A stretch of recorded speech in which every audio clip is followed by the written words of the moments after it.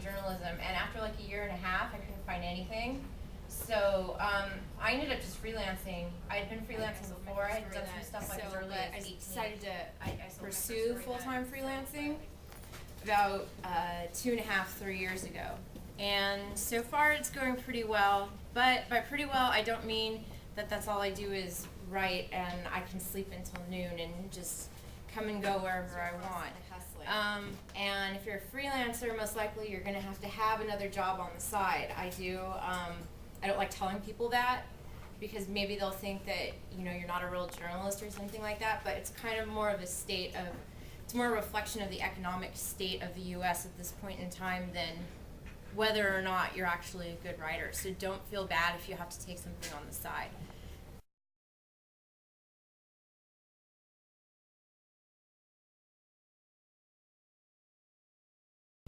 Okay, well here's the big difference between print and the web. For print, your editor has no idea how many people are actually reading your story. For web, your editor knows exactly how many people are reading your story. So you need to pull in as much traffic to your story as possible.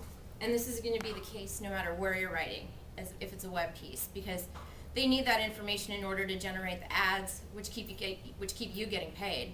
So your story doesn't end when you turn it in. Okay, seeding is when you try to get your story as many links as possible. You want to do this to increase the traffic so that it goes up on Google. When they're searching, when you type in Neil Gaiman on Google, I want my story to come up towards the top. So most of my friends, this is like a list of like 500 people, got a personal email from me saying, hey, I did this story, I think you should check it out. If you can, send it out to your friends. So I did that. They went and they sent it out to their friends. So, and to my knowledge, it got reposted and reposted after that. So that generated a bunch of hits. My brother did the same thing, and I had a bunch of my friends do the same thing. So after that, what I did was I started looking through on Google and Technorati to find every blog that had mentioned Neil Gaiman's new book, The Graveyard Book.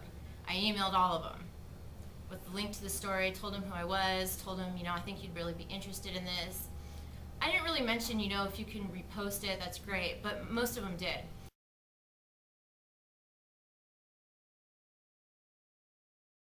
A big trade that you can find at a newsstand is something like Variety or Billboard.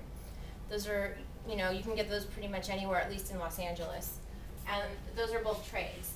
The trade that I write for, Club World, is more, I think it's more of what a trade is like. Subscriber base, the people who get it are people in the nightclub industry. Usually they're AV people, the people who, like the sound designers, visual designers, and also the clubs themselves. Not too much the DJs, because they also have another trade called DJ Times, which is DJ oriented.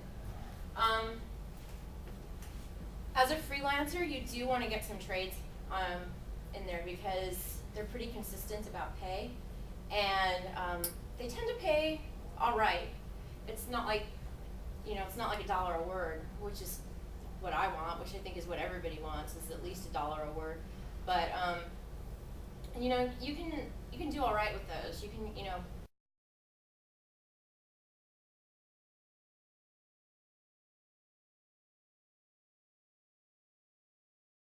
I started was because I started out working as a DJ. I started writing for music magazines. People would hear me play, and they would say, hey, can you write for us?